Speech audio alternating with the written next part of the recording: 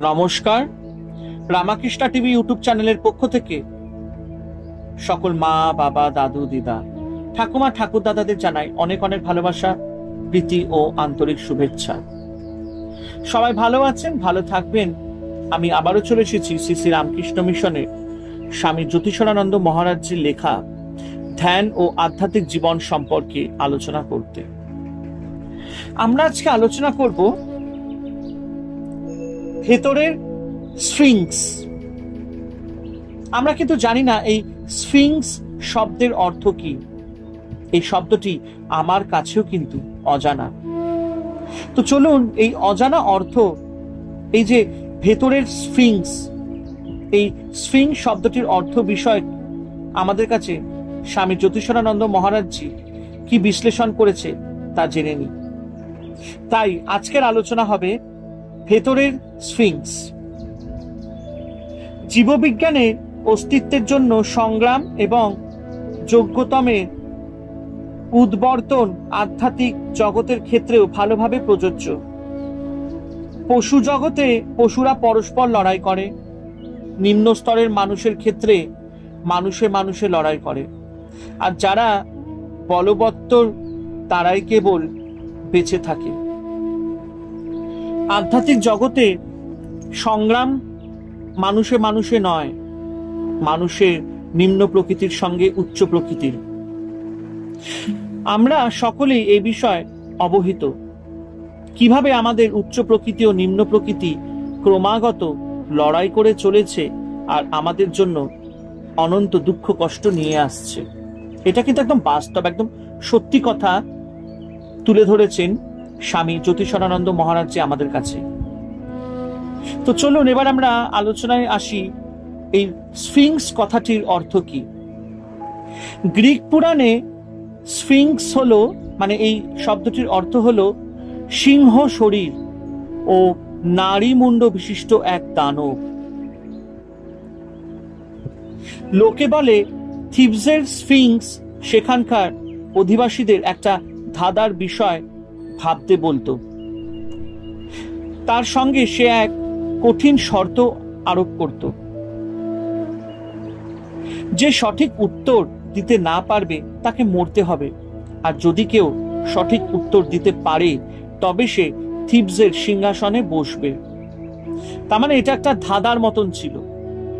এটা বলা হচ্ছে যে থিবসের স্ফিংস সেখানকার অধিবাসীদের একটা ধাঁধার বিষয় জিজ্ঞেস করা হতো, এবং সে বিষয়ে কেউ যদি ভুল উত্তর দিয়ে ফেলে বা কেউ যদি সঠিক উত্তর না দিতে পারে তার মৃত্যু, এবং কেউ যদি ঠিক উত্তর দিয়ে দেয় তাহলে সে থিবসের সিংহাসনে বসতে পারবে। তো এটা কিন্তু বেশ একটা কঠিন শর্ত বা একটা কঠিন খেলা বলতে গেলে। তো তার প্রশ্ন ছিল, কোন প্রাণী সকালে 4 পায়ে হাঁটে, দুপুরে 2 পায়ে আর সন্ধ্যায় 3 পায়ে? আমি প্রশ্নটা আবারও রিপিট করছি, যেটা এখানে বলা হয়েছে যে কোন প্রাণী সকালে 4 পায়ে হাঁটে, দুপুরে 2 পায়ে হাঁটে আর সন্ধ্যায় 3 পায়ে? সঠিক উত্তর দিতে পারেনি এমন অনেককে সে গলা টিপে মেরেছিল। তার মানে দেখো, আমরা বুঝতে পারছি যে গ্রিক পুরাণে এই যে ঘটনাটি আমরা যে জানতে পাচ্ছি, এই প্রশ্নের উত্তরে, এই প্রশ্নটিতে অনেকেই উত্তর দিতে পারেনি এবং তার জন্য তাদের গলা টিপে মেরে ফেলা হয়েছিল। কি কঠিন শাস্তি!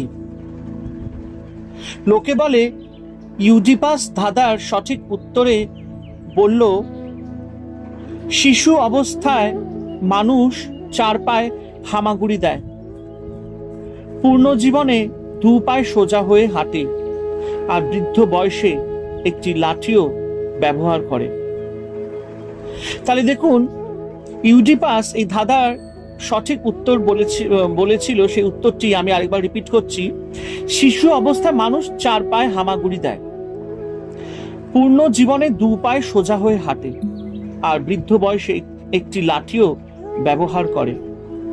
এই উত্তর শুনে ওই স্ফিংস সমুদ্রে ডুবে আত্মবিসর্জন দিল, আর ইউডিপাস থিবসের রাজা হয়ে গেল।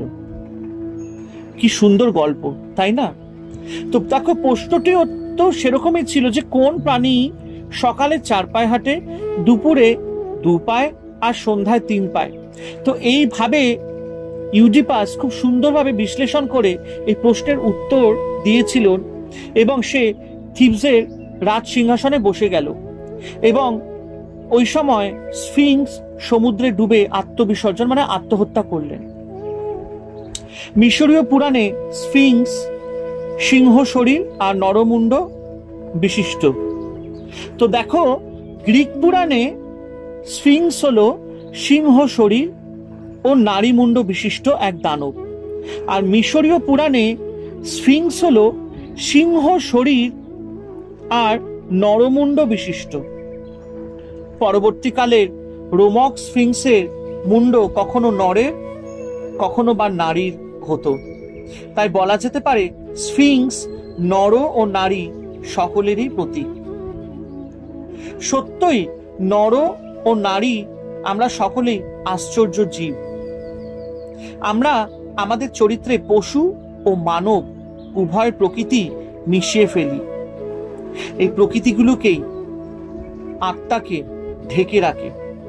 যখন স্ফিংস জিজ্ঞেস করে তুমি কে, আমরা কি তার উত্তর দিতে পারি?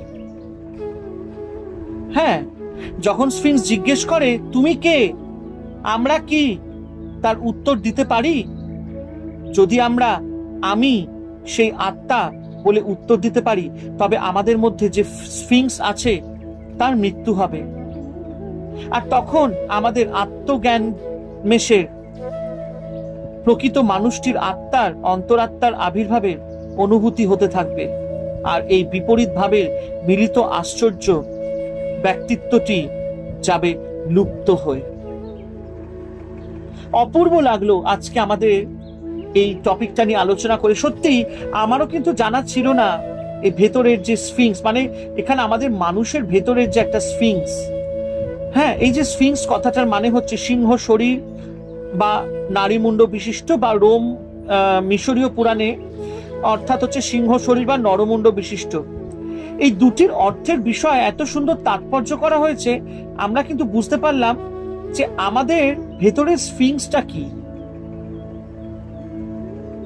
অসংখ্য ধন্যবাদ আপনাদের সবাইকে, যারা যারা আজকের এই ভিডিওর আলোচনার মধ্যে উপস্থিত ছিলেন। এবং আমি সবসময় চেষ্টা করি এরকমই সুন্দর সুন্দর পজিটিভ টপিক নিয়ে এসে আপনাদের সাথে আলোচনা করার। সবাই ভালো থাকবেন, আনন্দে থাকবেন এবং রামাকৃষ্ণা টিভি ইউটিউব চ্যানেলকে ভালোবাসতে থাকবেন। হরে কৃষ্ণ কৃষ্ণ কৃষ্ণ হরে হরে, হরে রাম রাম রাম হরে হরে। জয় শিব শম্ভু, জয় দেবী দুর্গা দুর্গতি নাশিনী, জয় মা কালী।